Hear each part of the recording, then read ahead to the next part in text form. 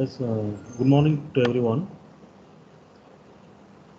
Myself, Dr. K. Saravanan, and I heartily welcome our management, principal, HOD CSE, Dr. Kalpana ma'am, my colleagues, and my dear students. On behalf of MITS family, I heartily welcome our chief guest, Dr. S. Ahmad Ali, Assistant Professor, SR Meswari Engineering College, Chennai, who is the speaker of today's session. The topic is Research Perspectives in Cloud Security. Dr. S. Ahmad Ali has specialized in the domain of cloud computing at Anna University, Chennai for obtaining PhD. He has done his BTech in CSE and MTech in CSE from Anna University. His research interest spans across cloud computing, IoT, and deep learning in particular. He has published many articles in referred journals. Major of his research contributions have been published in SI journals like Supercomputer Springer, elsewhere, etc. He has participated and presented papers in international conference which are indexed by IEEE, Springer, elsewhere, etc. He has published 3 books pertaining to Anna University syllabus of CSE. He is also an active reviewer in various international journals and conferences. So once again, on behalf of CSE Department, MITS, I thank you for accepting our invitation. Now the session can take in charge by our chief guest, our speaker, Dr. S. Ahmad Ali. Sir? Thank you, Dr. Saravanan, sir. Is my voice audible? Yes, sir. Audible. So, Honorable Secretary and Correspondent, Dr. N. Vijayabhaskar Chaudhary, respected Principal, Dr. C. Yuvraj, respected HOD Computer Science and Engineering, Dr. R. Kalpana, respected Professor, Dr. K. Saravanan, and other staff members, and my dear students. It gives me immense pleasure to deliver my guest lecture in the webinar organized by the Computer Science and Engineering Department of Madanapalli Institute of Technology and Science, Madanapalli, Andhra Pradesh. Today, I am going to present few insights regarding cloud computing and its security. Before not wasting the time, let me share my presentation to you. Just a minute.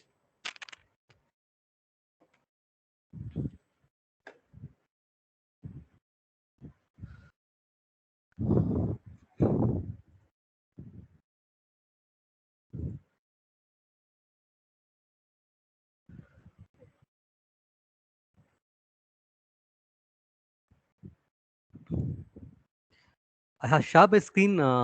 Is it visible? Yes, sir. It's visible. So thank you. I request others to mute, please. So once again, good morning to Guys, maintain silence. Maintain silence. So good morning, all are present here. So let me start my presentation. So thank you all for waiting patiently. Since majority of them are students, so I have slightly reorganized the slides. Previously, I thought many faculties will be there, so I prepared slide accordingly. So, but when I came to know that many students are going to participate in this, so I have slightly modified the content of my slide. How I'm going to present is in the initial stage of my presentation. I'm going to excuse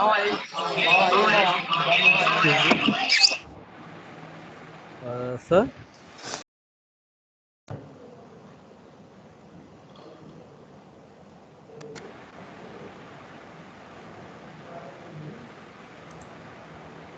Sir, you can unmute. Ahmad?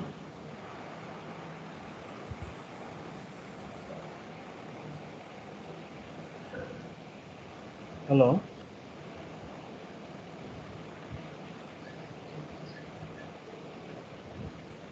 Able to hear my voice, sir? Yes, sir. Sir, good morning, Ahmad sir. Please unmute your mic, sir. Yeah, yes, ma'am. Yes, ma'am. I had unmuted, ma'am. So, Yes, Dr. sir. Kalpana ma'am, our HOD Yes. of Welcome. Department of Computer Science. Good Sir, morning, ma'am. yes, sir. Good morning, warm welcome to MITS online meet. We are very grateful to you. to Thank you, ma'am. accept our invitation in spite of your busy schedule. Thanks a lot, ma'am. Yes, sir. Thank you very much. Okay, you go ahead, sir. Thank you, Thank you, ma'am. sir. Thank you. Thanks a lot. Okay, So thanks. once again, thank you for the entire team from Madanappally Institute of Science and Technology for inviting me to provide the guest lecture on the cloud computing and security. Thank you. So with this note, let me start the presentation directly. So Yes, sir. I think I have shared my screen. Hope it might be visible to you all. Yes, sir. Yes, sir. It's visible. Yes, sir. Thank Yes, you. yes, it's visible. Thank you. Thank you. Since our SAR said majority of the participants are going to be students, so how I'm going to plan this presentation was initial stage of my slide will be the basics of cloud computing, and then I will touch what are the issues, and then I will say how what are research aspects you can touch with the cloud computing. That is going to be my flow of speech. So fine. So let's start with defining what's the cloud computing. So I hope many of you are from third year. So most of you might be knowing little bit of this particular topic called cloud computing. So let us define. I took this definition from our NIST, National Institute of Standards and Technology definition, which provides standards for defining all the latest technologies. So how they defined cloud was, they defined cloud computing as a model for enabling convenient on-demand network access to a shared pool of configurable computing resources. So this is how they had defined. So let us see a few buzzwords which I made in the different colors so that you can look into the important points of this definition. So let us see why they feel it as a convenient. So basically, all the resources of the cloud computing can be accessed by the user at their own convenient time. Even though the resources are available 24/7, the users, whenever they need it, they can go and access those resources in a convenient manner. In the sense, if they have a mobile, they can connect with that. If they have a desktop machine, if they can use the desktop machine to connect with the cloud resources, or even with the help of a laptop. That's why the NIST has defined cloud computing as a convenient model. Our next buzzword, what they defined was, they said it is a on-demand network access. So, as I said earlier, even though there are plenty of resources available with the cloud, the resources of the cloud will come to you only if you need it. Otherwise, the resource will not come to you. Say, for example, imagine that you want to have application. Imagine that you want to use a application which is deployed in the cloud, or a service. Imagine you have a service which is deployed in the cloud. Let us say, for example, that particular service is calculating an income tax of an employee. So that service will be in the cloud 24/7. So that particular service will come to you if and only if you demand it. Okay. So that's why the cloud model is called as the on-demand access model. And of course, what you are going to use, you are going to pay only for the time which you're going to use a resource. Okay, that's why the NIST has beautifully framed the definition of the cloud computing. So here I talked about the resources. The resources may be anything. It may be a network, it may be a server, it may be storage or anything. And another important characteristics NIST has touched is the two important properties: rapidly provisioned and released. So these two important properties are there. Rapidly provisioned. Imagine that you have developed application. Okay, you have developed application. At present, 100 members are using your application. Imagine like that. Let us say that application may be a gaming application. So at present, only 100 users are using that particular application. So since your gaming is known to many, now in the next day or the next week or next month, thousands of users are going to play your game, which is in the cloud. So the bandwidth has to be increased. It has to scale from 100 to 1000. So again, the resources needed for the application is rapidly provisioned. It is scaled from 100 to 1000. So when you need it, demand it immediately, the resources will be given to you. That's why they say as a rapidly provisioned. Of course, whenever you are provided the extra resources, sometimes you may also need to release few resources at some point of time. Imagine a case, let us say that in the night time, or between say 10 or 10 p.m. in the night till 4 a.m. in the morning, people are not going to use the resource. At that time, the dedicated bandwidth for your game, no need that much. So what happens is the resources that are allocated to your application can be released with a minimal managerial effort. Again, one more characteristics NIST has given is It provides high level of abstraction. High level of abstraction means as a cloud user, you no need to know where your application is. Okay, how your application is scalable, what are the security aspects of your application. You no need to bother about anything. The only thing you want to know is you want to develop your own application and then you want to host it in the cloud. That's the only thing which you want to need. So that's why we say cloud provides high level of abstraction. So without knowing the inner depth details of the application or the storage which is provided by the cloud, you can very well use the application. That's why NIST said that the cloud is going to follow a high level of abstraction, both in the terms of computation and the storage model. And NIST has given three important things. What is the essential characteristics, service model, and the deployment models? So NIST talks about these three things. So let us start from the essential characteristics. On-demand self-service. I think I touched this in my previous slide itself. On-demand means even though resources are available in the cloud 24/7, those resources will come to you only when you demand it, only when you need it. And it's a self-service. You can identify how much you want or how much you want to release. So that's why it is a on-demand self-service. The next important essential characteristics is the heterogeneous access. Heterogeneous access means that's what I said previously. You can access the resources of the cloud using your mobile, using your laptop, you can use your desktop or any one of the computing device which you have on your own. So it provides you a heterogeneous access platform. The third important characteristics is the resource pooling. So resource pooling in the sense in cloud there is a huge volume of resources. You take a network, you take a storage, you take a server, you take application, or whatever you take, the resources are plenty available. So how these plenty of resources are available? With the help of the pooling concept. And the last one is the important one, that is a measured service. So like your electricity, okay, the government is generating the electricity and it is providing to every house. So every consumer is going to use electricity, and what they are going to do, how much electricity they are using, they are going to pay only for that. We call that as a pay per use model. Pay per use model, meaning you are going to pay only for what you have used. Similarly, in the cloud also, you are going to have a measured service. If you are using the application from 9 to 4 every day except Saturday and Sunday, you will be charged only for the time 9 a.m. to 4 p.m. Only from Monday to Friday. You will not be charged for Saturdays and Sundays on the time after 4 p.m. So measured service means you are going, see, actually cloud is not free, even though many services are given free. Certain essential characteristics are paid only.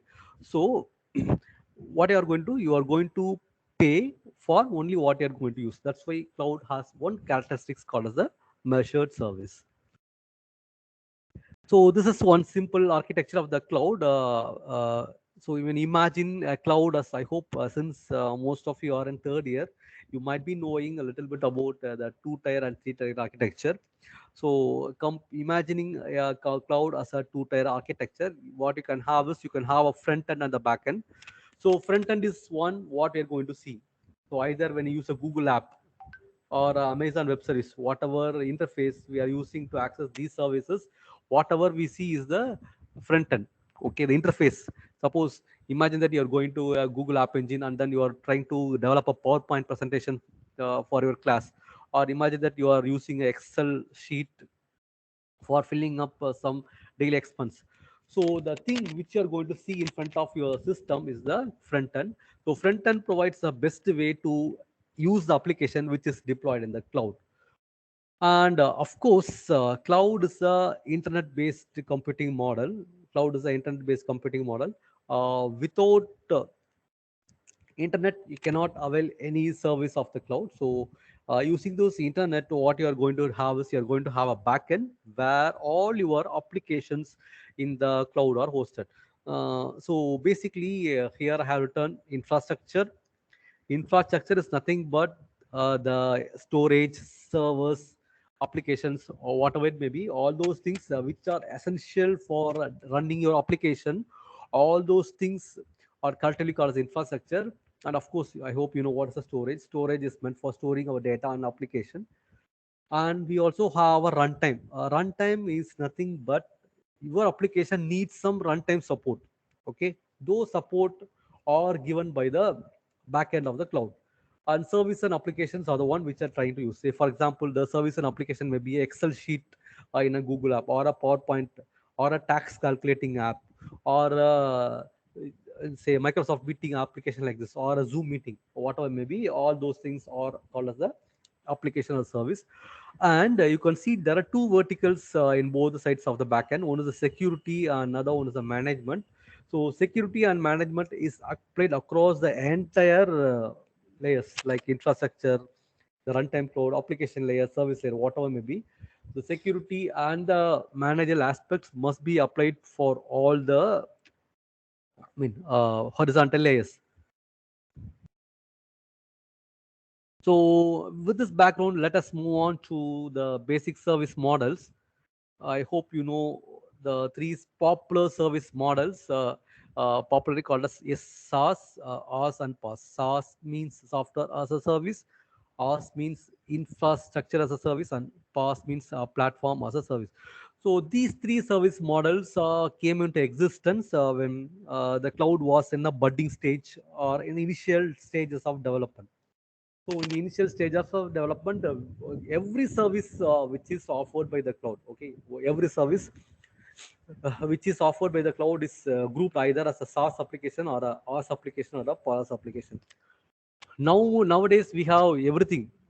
We have many services. We have anything as a service. What is called as XaaS.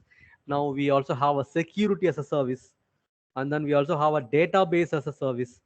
You take anything, you spell anything, I will say that as a service. So cloud is now meant for each and everything.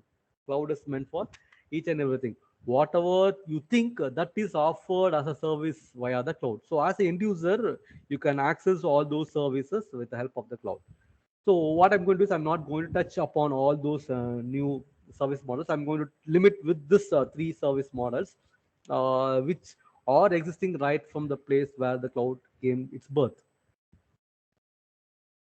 Talking about the, I'm going in the reverse order, talking about the infrastructure as a service. And again, this infrastructure as a service is also called as a hardware as a service, because with the help of this particular model, most of the hardware components are provided to the end users.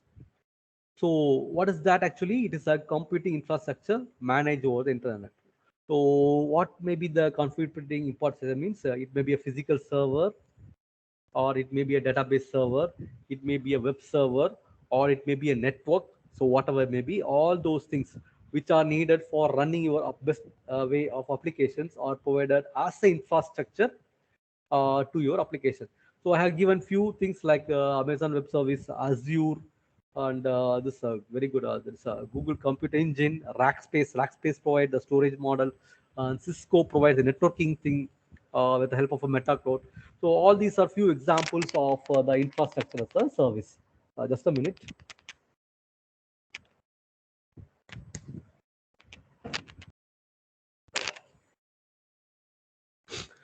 Moving on to the next one, the platform as a service. The name itself implies the computing platform required for running your application. The computing platform which is required for managing and running your application is provided as a platform as a service. So what you can do with the platform as a service? You can develop application, you can test your application, you can run it, and of course the entire integrated application you can manage. So all those things you can do with the help of a platform. So again, Azure will help you. You popular Google App Engine is there, and OpenShift is there. Then again, very fine one, the Amazon Web Service, Elastic Beanstalk is there. So these things give you a platform. I hope you know what is a platform. Platform is an environment through which you can develop your software application, through which you can test, run, and manage the application. So all those things you can done with the help of a PaaS. Moving on to the next one, that is which is the topmost layer of the service, which is called as a software as a service. So software as a service is called as on-demand software. So mostly we'll be using that. Okay, every day when you use a Google app, it means you are going to use a software as a service. You have a Go meeting, your Zoom, your Salesforce, your Microsoft Teams, all those things are example of a software as a service. And even if you create a tax calculating app or a gaming app, what you can do is you can make that as a software as a service, and then you go to host that particular software or the infrastructure provided in the cloud. So these are the three essential service model. And next slide, what we are going to see is, this is the overall architecture. You can see infrastructure comes in the bottom. Above that, we have the platform. Above that, we have the application. That is the software as a service. So when you stack the layers, when you stack the computing, cloud computing layers, the infrastructure comes in the bottom. Above that, we have a platform as a service. Above all, the top, we are going to have a software as a service. So I have a pictorial representation of these three service models. Moving on to the next one, the deployment models. So basically, cloud, how we are going to host the cloud. We learned about the service model, one angle of the cloud. Now, what you're going to see is you're going to see about the deployment models. Deployment models is on what way you're going to apply your application to the cloud, or in what way you're going to install or deploy the application in the cloud. That is all about the deployment models. So we have some popular deployment models. So the first deployment model is the public model. As the name implies, when you have a public deployment model, so what you can do is, imagine that you have created application and then that, let us say that application is a software as a service application. Okay, so you're going to host that particular application in the cloud. So if you pick the public model, anyone in the world who have the URL or the link with your cloud can access that particular application. So like what we do with your Google App Engine. So anyone in the world, there is no security, there is no license. Any general public can use that particular application which is deployed in the cloud as a public model. And the problem is public cloud will be less secure because since it is open to the public, it is less secure, and anyone who has the access or the link to your application can very well access it.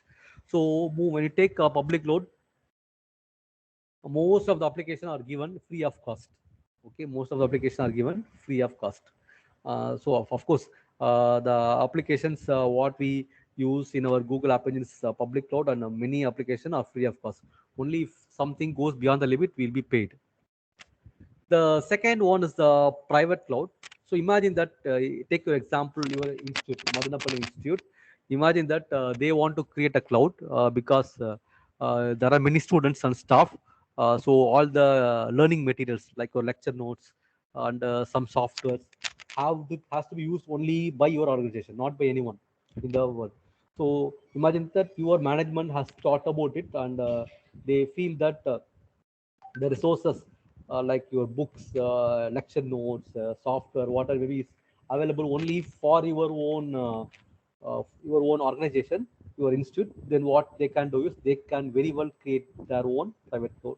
So all the materials, the software, everything which is put in that particular cloud will be accessible only by your Madanapalli students and other stakeholders of Madanapalli. No one can use it. So since this is a closed one, private cloud is a closed one, it is most secure or than any other type of the cloud.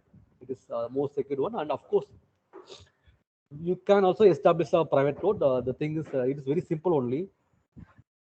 The thing is, it will take a little bit of cost because you want to buy your own storage, you want to develop your own infrastructure. So a little bit of cost involved in that. And of course, you can also have the help of some third-party vendors. Even Amazon will help you. Even Microsoft will help you. If you want to establish your own private cloud, even our Tata Consulting Service are also in the track of helping the institution to develop their own, setting up their own private clouds like that. So there are a number of organizations now. Nowadays, even though we rely on the public cloud, it's good practice for us to create our own private cloud and put all our important assets inside that private cloud, because these resources can be accessed anywhere 24/7. And the third one is the community cloud. So it belongs to one community. Say, for example, it is, let us say, the entire faculty community of the South India, let us say Andhra, Tamil Nadu, Kerala, and Karnataka, the entire faculty of group of the South Indian states can form a community. So what they can do is they can form a community cloud, or the entire faculty across our country, our India, they can create a community cloud. So community is belongs to one particular community. Say for example, imagine that you people are doing a research on say machine learning. So what you can do is you can create a community cloud for a machine learning thing. So those who are interested in that particular algorithms and developing algorithms and models, they can create their own community cloud, and they can share their resources and knowledge with the help of that particular thing. Next one is the hybrid cloud. As the name implies, the hybrid cloud is the combination of the public and private cloud. So public and private joined together will form a hybrid cloud. So part of the cloud will be in the public, part of the cloud will be a private. So how to differentiate which part comes to the public and which parts come to the private? So certain critical resources, certain secure resources in the hybrid cloud, what you do is you have in your own private cloud certain resources which is not that much secure, you can put as a public cloud. Okay, so by creating a hybrid cloud, you can eliminate the cost incurred in the private cloud. Okay, what is my advice is, if you are have a planning, if you have a plan of establishing a own cloud setup, think about having a hybrid cloud instead of going for a private cloud, because the entire assets you don't need to secure. Okay, few assets you have to keep in a secure manner, and few assets must be given to the public. So those assets, what you can do is you can deploy in the public cloud, and you have to pay only for as a rent. You can pay only as a rent for that particular storage. Whatever assets are secure, say for example, the salary of the employee is secure, and certain important softwares which is unique to your Madanapalli Institute is secure. So you can keep those things as the private. So hybrid is the combination of the public and the private. So okay, fine. This is the diagrammatic illustration. See, this is the cloud. The rest of the cloud is the public one, and private belongs to one particular organization. That's why it is out of the box. And hybrid cloud means what? Partly it will be private, and part of the resources will be hosted in the internet. That is publicly known to you. That's why this is here. So this hybrid is going to be the combination of the private model and the public model, and it may be on-premise or off-premise. Private cloud might be in on-premise or off-premise. On-premise means the cloud will say, let me give example. If your Madanapalli Institute of Technology is planning to have a cloud in its own campus, which is located in Madanapalli, it may be a on-premise private cloud. So those resources are accessed only by the stakeholders of Madanapalli Institute, the faculty, student, and other stakeholders. That is the on-premise. The cloud itself will be located in any one of the private area in your institute. We also have off-premise, which is managed by a third party. So if you don't have sufficient resource or space to create your own cloud, what you can do is you can outsource to a third party, and again that third party will be responsible for keeping your data and assets. And again, it's private. How only you can access it, even though it is outside your campus, somewhere in the world, only you will be given access to that particular cloud. So again, it is a private, but it's a off-premise, not located in your own site. So these are the different deployment models. Now, I'm going to quote a famous survey, which is, I hope you know about the International Data Corporation. This is a corporation which often takes survey, not from a common man, from the real users. So this International Data Corporation has rated a survey for cloud computing, and specifically the benefits of cloud computing from all the stakeholders of who are using cloud very frequent. And they said the question is why they are using cloud, or why they are migrating from the traditional way of computing to the cloud way of computing. Most of them felt that pay only for what use. It is interesting to note. So this is the reason they stated that they have migrated from the traditional way of computing to the cloud way of computing. So pay only for what you have used. So that is how it comes around 77.9% have told like that. So this indicates the main way of people moving from their own or traditional model of computing to the cloud model of computing is the economic factor. Okay, and again, if you totally depend upon the public code, then you are least bothered about the cost. You have to pay only little bit of your amount. So that's the thing. And again, other factors are there. You can see the slide.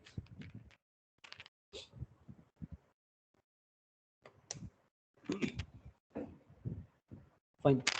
So next, since my topic is about only security issues, let's move on. This next part of the presentation talks about the security aspects of cloud computing. So even though the cloud comes with so many fascinating advantages, it also has certain problems. One of the great problem is the security. So I'm going to touch upon that. And so I hope you remember, this. There is a authority called CSA. There's an authority called CSA. CSA stands for Cloud Security Alliance. Okay. CSA stands for Cloud Security Alliance. This is made by a group of company, including Microsoft, Amazon. So think about the major cloud providers. All of them are joint. This is not a single company. CSA is not a single company. It is formed by a group of companies, top-notch companies, and they found out a few issues, very, very important issues, which talks about the security problem with the cloud computing. So the first one is the data security. The first problem which they told was the data security. Let us see what is that basically. Fine, you have a data. Okay, you have a data. Let us say it is the salary of an employee. Imagine that your college, your Madanapalli Institute of Technology is having the salary structure of an employee, one file, and another one is the fee structure of a student, another file. So these two are highly secure. Is it not? The salary should not be known to anyone. Of course, the fees also is a confidential one. As long as you keep this record in your own campus, no problem, because since the details are located in your own private machine, you are solely responsible for that. So you can put a watchman, whatever may be, you can have a hold on it. Whereas when you migrate the same to the cloud, okay, when you migrate the same to the cloud, so the cloud is going to have your confidential data. What is that? Your security aspects, secure salary data, and the fee structure of your student. And again, even though cloud will promise you that when you go to Amazon, they say that we have a strong encryption model. When you go to Microsoft Azure, again they say we have a strong encryption model. But to what extent you can trust? That is a question mark.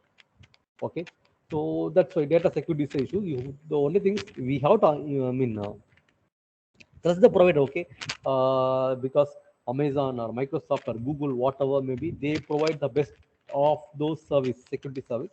But in spite of that, every day we see in the newspapers and television that this data is hacked, that server is hacked, like that. So the data security is the biggest threat to the data which is kept in the cloud. So next point, what CSA has highlighted is the data location. And imagine that you are a cloud owner. Sorry, you are a data owner. You are a data owner, meaning you are the one who have the data, and you are uploading the data to the cloud. So you not know which cloud server the data is located. One thing is that. One thing is that. Hello. One thing is that is when you go to say Microsoft Azure. I hope those who have the knowledge of working with Azure will know this. When you go to Azure, when you try to post the application, what it does is it will check, it will ask you for choose the geographic location. So in our India, we have the server in the Mumbai, okay, Mumbai. So what you will do is we will choose Mumbai as our data location. So what happened? All our data which we are trying to load, if you are in the southern part of India or in the mid of India, so what is going to happen? These particular data will be moving on to the Mumbai server. Okay, so that is a data location. But due to some scalable property and load balancing, sometimes what the Azure will do is it will switch to other location. Say other servers available in Gurugram near Delhi. So sometimes it may try to put them. So here migrating data from Mumbai to Gurugram is not an issue. Imagine that if the data is transferred from Gurugram to say Beijing or Shanghai in China, and again your data is moving to a different country. Okay, so we know Chinese are good hackers, so they can hack your data. So to what extent we can trust the data location is again a problem. So that is the next issue. So even though the cloud provider promised that I will keep the data in this server, but it doesn't 100% guarantee. Okay, as of now. And the third one is the regulatory compliance. Regulatory compliance and the investigative support are tied together. Point number 3 and point number 4, we can tie together and analyze. Imagine that you are a data owner, you are from India. Okay, you are a data owner, you are from India, and imagine that your data is located in another country. Let us say it is located in a country called Korea, South Korea. So your data is now residing in the South Korean server. Okay, because imagine that that is a server which has the scalable property demanded by you, because in India, imagine such servers not available. So due to those computing and scalable property, this data is now residing in the South Korea, let us say Seoul city. Now, if the data is lost, the owner is in one country and the data is in another country, the server is in another country. So how you are going to do investigation and what is the regulatory compliance? Because the law available in one country is completely different from the law available in another country.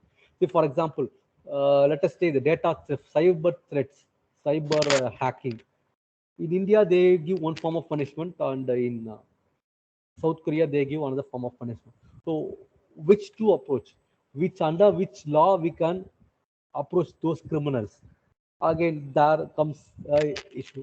So even though we don't have any global at present, as of now, we don't have any global forum like Interpol, which can do investigation across the country. So those things will be a problem with a cloud. These point number 3 and point number will come into picture only if your data is moving from one region of the world to another region of the world. And fine. The next point is the privileged user access. And okay, privileged user access means so if one data is accessed by multiple users, one data may be used by the staff, a data may be used by a student and administrator. So providing such privileged access is also sometimes a problem. Nowadays, it is not a problem. We have very well access control policies in the cloud. So I think this thing you can remove as of now. And the next two is available anywhere in the world. It may be a malicious insider. Uh, a employee who is working for Amazon Cloud, he may be a malicious user. He may do some hacking. Of course, we can't say that. Even in, let us say, there is a campus, there may be a malicious user. Malicious means what? A user who can do harm for your data and assets. So of course we cannot trust anyone. We cannot trust anyone as 100% genuine. So a employee who is working for Amazon Cloud or a Microsoft Cloud or a Google Cloud may be a malicious user. He may hack your data. So that is also one of the issues. That is a cloud abuse also. And next thing is a shared technology vulnerabilities. This is one important point which I want to stress again. Shared technology vulnerabilities. And again, cloud is a shared media. Imagine, don't you think that you are the only person in the world to put a data in a cloud server, and don't imagine that in that server only your data is there.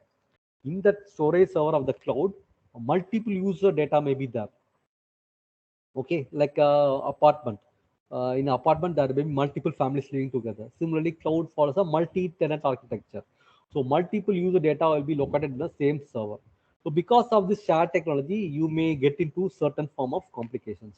So these are the security issues which top security issues which is reported by the Cloud Security Alliance.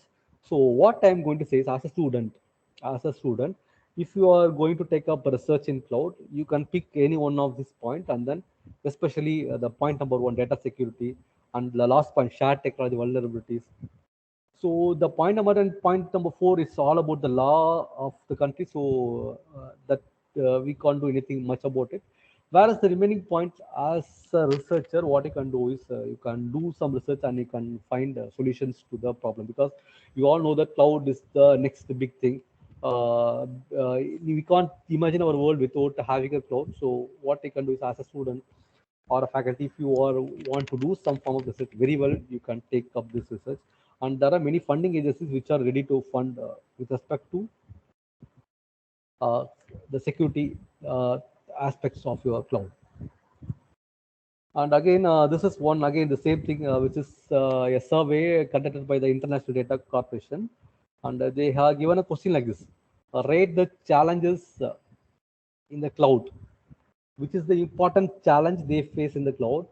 You can see the top most is the security. 74.6 percentage of the users in the world, okay, 74.6 percentage of the users in the world felt that security is going to be our biggest problem. And other things is that, but majority have responded with some. See the difference. The first problem is 74.6. The second, they say, is the performance, which is only about the 63.1. And moving on to the requirements of, okay, now we have seen what are the things that are given by the CSA, the Security Alliance. What are the things? Now, in order to overcome this, what should be done? What are the requirements for your data? So I have listed a few. The first one is confidentiality. Confidentiality means securing a data with the help of a strongest encryption mechanism. And integrity, it means it talks about not losing the meaning of the data, or the not losing the context of the data. Okay, so the meaning, that is in simple words, the data should not be altered. That is all about the integrity. And third one, what we are going to talk about is the availability.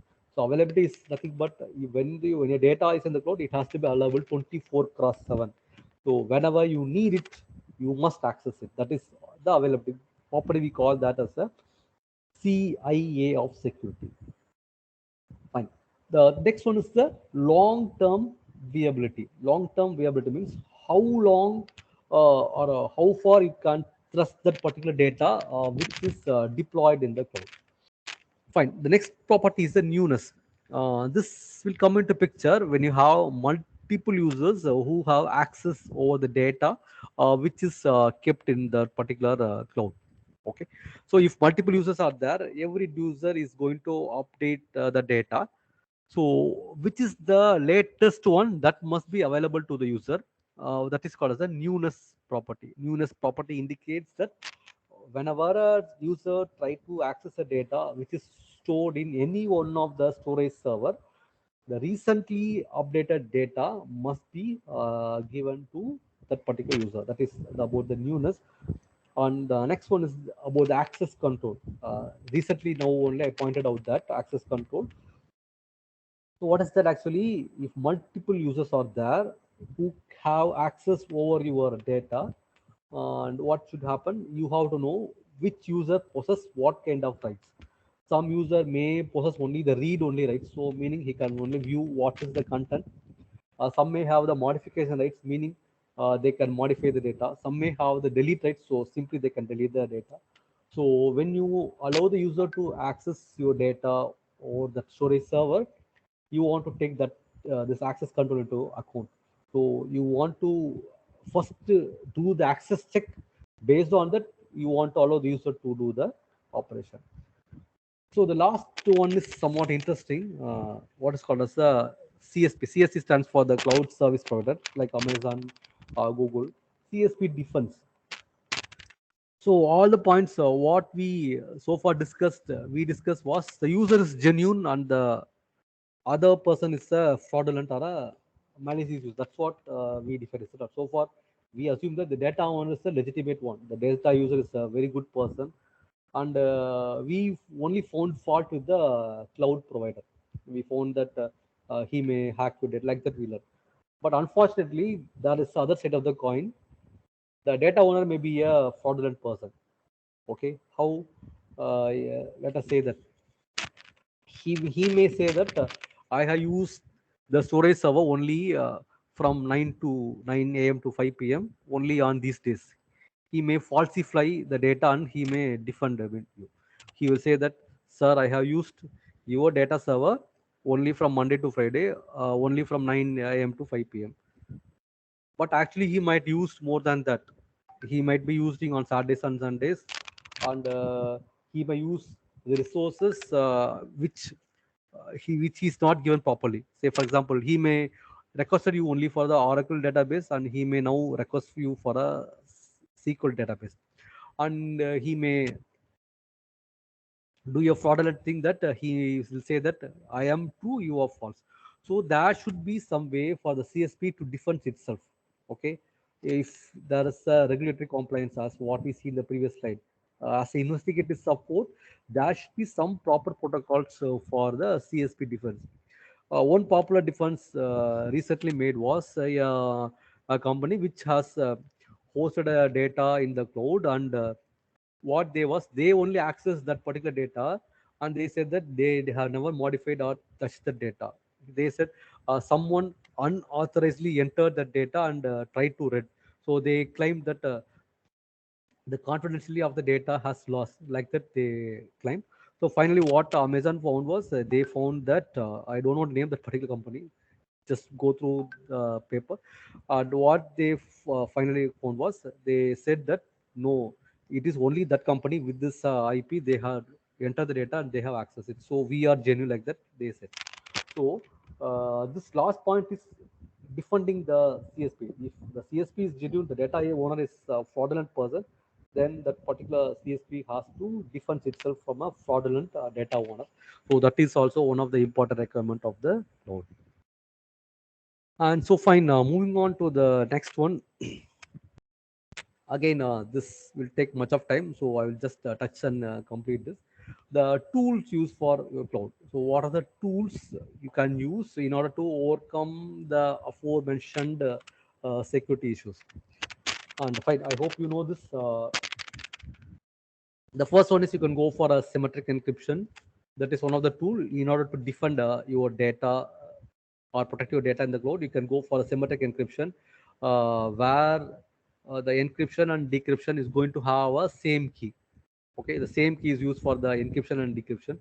Most probably this kind of encryption is toughly suited for cloud, because the sharing of key is going to be a very big problem. If we have a symmetric encryption, the same key must be shared between all the users. So again, sharing of key is going to be a very big problem. So again, if you can develop some algorithms for overcoming this. And the next better solution is you can go for a asymmetric encryption. In the sense, you can encrypt with one key and you can decrypt with the another related key. You know about the RSA algorithm, you know about elliptic algorithm, you know about Diffie-Hellman algorithm. So these algorithms will operate in an asymmetric way, in which you apply one key for encryption, you use a different key for decryption. So the advantage of this kind of algorithms are the key no need to be shared. Okay, whereas in the previous case, in case of symmetric encryption, as a data owner, you are forced to share the key with others. Okay, so when you try to share, there is always a chance of a man in the middle attack who may steal your key when it is shared among multiple participants. And of course, the entire system or the entire symmetric key encryption is lost when the key is compromised. Once the key gets compromised, then the purpose of symmetric encryption is completely lost, because using that key you can steal all your data.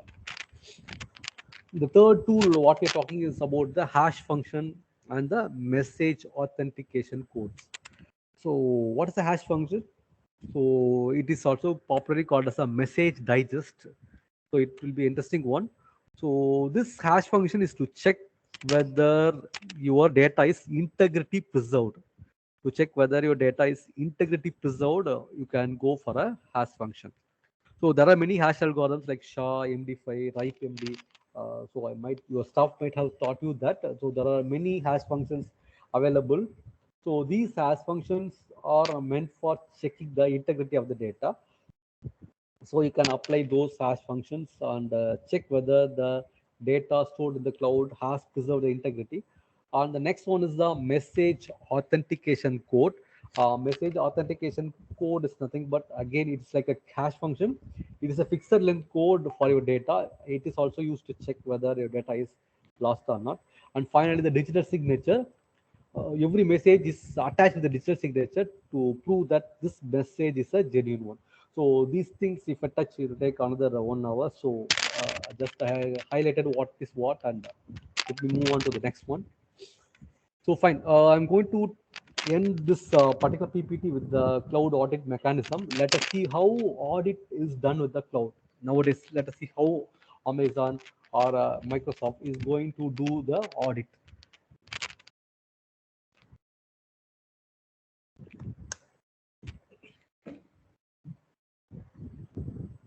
Excuse me. So before moving on to audit, let us see why we want to audit. What is the basic need for audit? The first thing is the user give the data to the cloud service provider. The user give the data to the cloud service provider like Amazon, Microsoft, Google. So cloud service provider has the control over the data. As long as you have your data, you have full control. Now, when you migrate your data from your own premise to the external cloud, you have lost the control over the data. So since the cloud data is in the cloud, you want to do audit. Next point is the user needs to check or make sure that the data is correct in the cloud. So for that also you want to do the audit. Third purpose is the internal, that's what I said, malicious insider I said. Or external hackers, the insider of the cloud, the malicious insider and the external hackers always give a great threat to the data integrity. Okay, so for that also you want to do the audit. And finally, the cloud service might behave unfaithfully. Always, it is not always, but you as a data owner, you have to think in this angle also. A cloud service provider might behave unfaithfully. So what you can do, for the monetary reasons, the cloud service provider might delete the data that is rarely accessed, and they say that I have the data intact. I have the data intact, like that. They can repeatedly say. But what really happened is the cloud has deleted few data because you are not accessing the data. In spite of that, he will claim money from you, claiming that you have loaded 1 terabytes of your secure data to me, so pay for that. But unfortunately, few gigabytes of data he might have deleted, but he still claim the money from you. So that is unfaithful cloud service provider. And again, CSP might hide the laws to protect their reputation. So imagine that due to a natural disaster or a man-made disaster, few of your data is lost. The cloud may cheat you that the data is lost, it is still with me. So because when they say that I have lost the data, and again the cloud will lose the reputation. Once it loses the reputation, no one is going to go to the cloud to store the secure data. So since there is a threat of losing the reputation, they may hide the data loss. So in order to track these 4 important points, we want to do the cloud audit.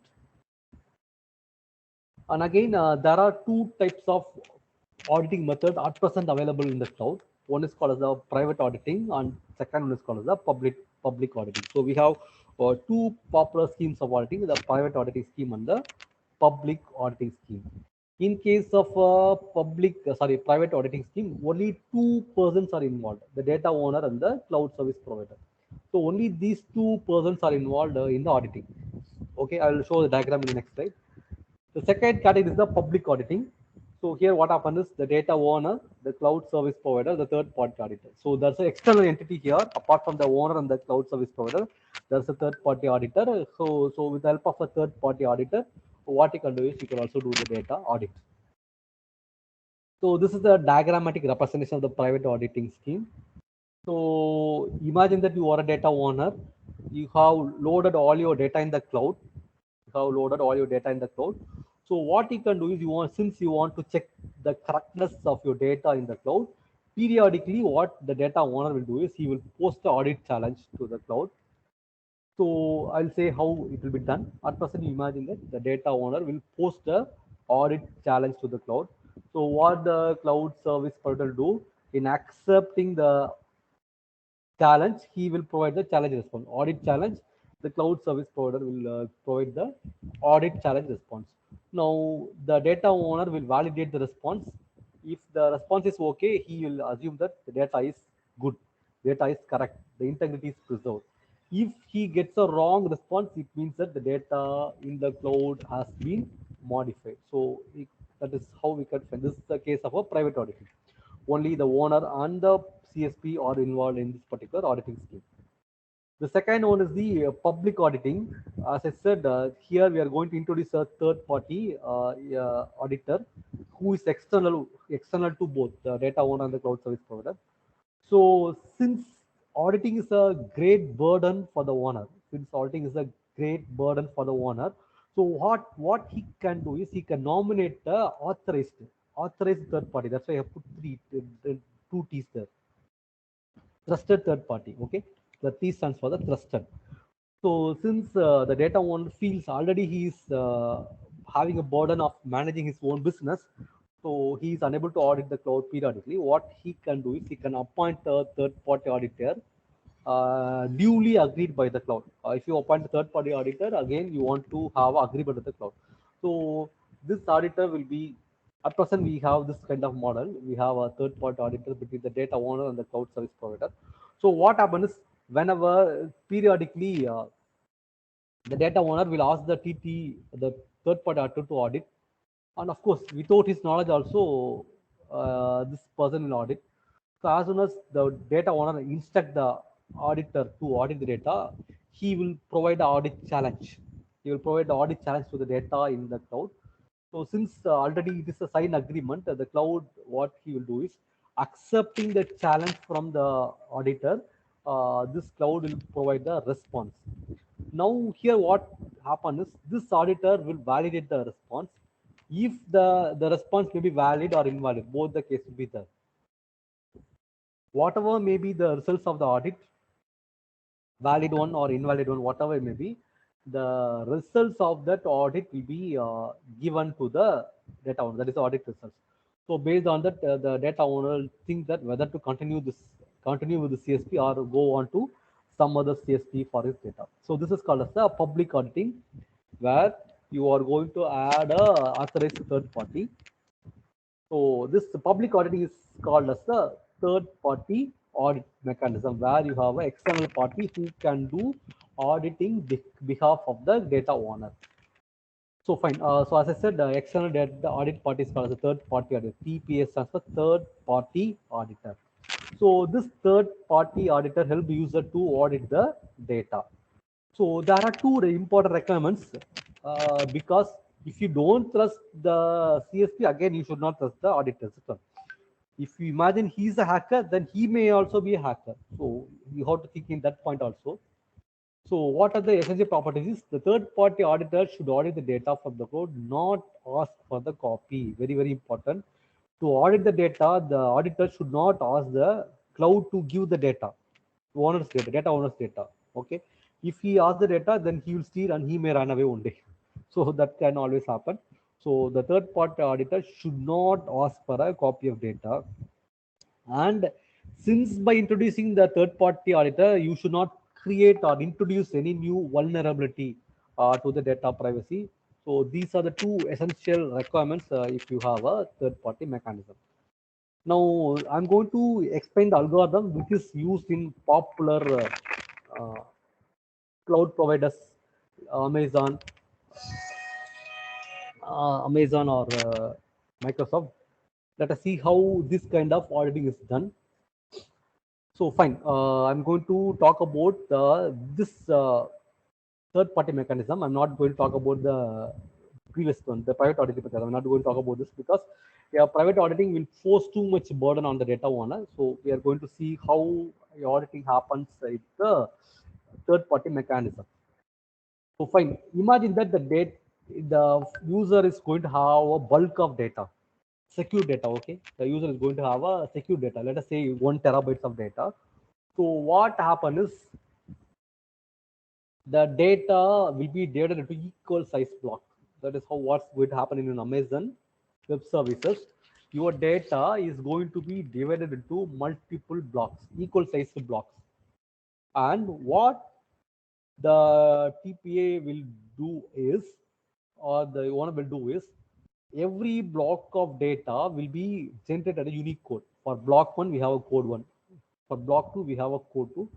For block n, we have a code like that. If you imagine there are 100 blocks, for 100 blocks, we are going to have 100 codes. What is this particular code? This code is generated with the help of a MAC. I hope you know what is a MAC. MAC stands for Message Authentication Code. So what you do is you apply a key. You apply a key for one block, you get one code. What is called as a MAC code. Okay, so next block, you take a next block, apply next key, then you have a next MAC. Like that, if you have 100 blocks, you are going to have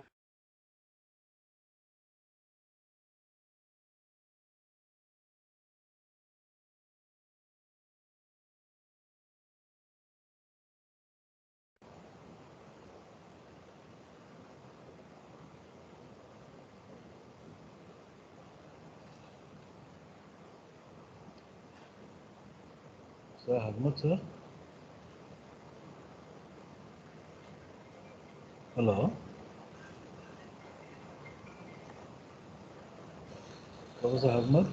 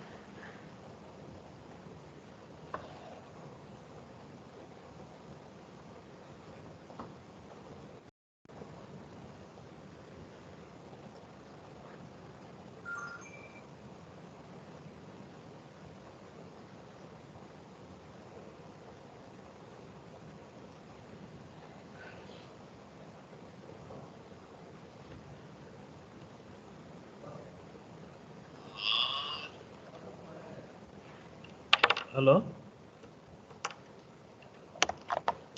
இல்லை ஒன்றும் வரலையே, ஒன்றும் கேட்க connect ஆகலையா?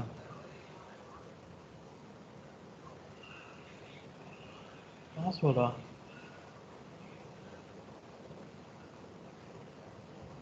இல்லை net connect ஆகாமல் இருக்குது. நீங்கள் உங்கள் ஸ்லைடு இல்லை, இப்போ நீங்கள் ஃபோனில் தான் பேசுகிறீங்க, எனக்கு இதில் கேட்கலையே. ஜாயின் பண்ணுங்க, ஒன்றும் பிரச்சனை இல்லை, ஜாயின் பண்ணுங்க. ஜாயின் ஓகே, ஜாயின் பண்ணுங்க பார்ப்போம். சரி ஓகே. என்னம்மா? இல்லை இல்லை இல்லை இல்லை இல்லை இல்லை எல்லாம் ஒன்றும் பிரச்சனை இல்லை, சூப்பராக இருந்தது. நீங்கள் மறுபடியும் ஜாயின் பண்ணுங்கள். உங்களுக்கு பசங்க இதாக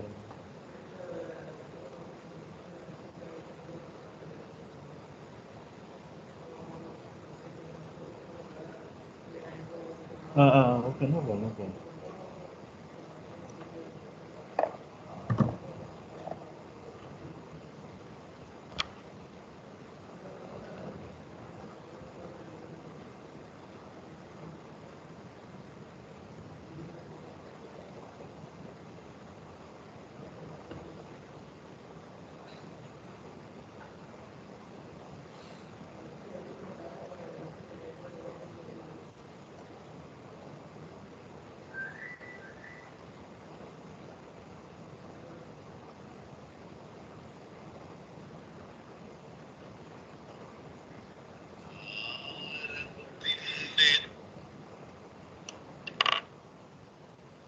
அப்படியா? ஓகே.